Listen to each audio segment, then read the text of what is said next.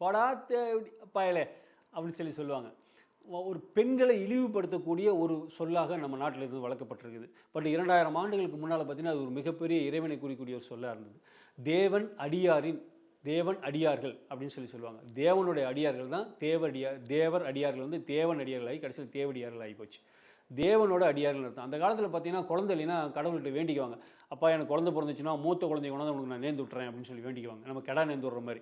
So நேர்ந்து விட்டாங்கன்னா, பொறந்த குழந்தைய கொண்டு விட்டுருவாங்க. இந்த மாரி விடப்பட்ட குழந்தைகள், கடவுளுக்காக விடப்பட்ட குழந்தைகள், பசுமாடு மாரி குழந்தைகள் நெறைய இருக்கும். அந்த மாரி தேவனுக்காக நேர்ந்து விட்ட குழந்தைகள், தேவனுக்கு அடியாரா வந்து வேலை செஞ்சுட்டு இருப்பாங்க அந்த பெரிய கோயில்ல. அந்த மாரி ஆட்கள தான் தேவர் அடியார்கள்னு சொன்னாங்க. தேவன் அடியார்கள், தேவர் அடியார்களாகி கடைசியில தேவடியார்கள்னு மாறி போச்சு. அந்த அந்த கலப்புனால. அதனால அந்த ஒரு அருமையான ஒரு மகளிர பாராட்டக்கூடிய ஒரு வார்த்தை தான் அது. உங்கள சொல்லி யாராவது திட்டினாங்கன்னா, நீங்க வருத்தப்படாதீங்க. ஆனந்தம் பொங்கட்டும்.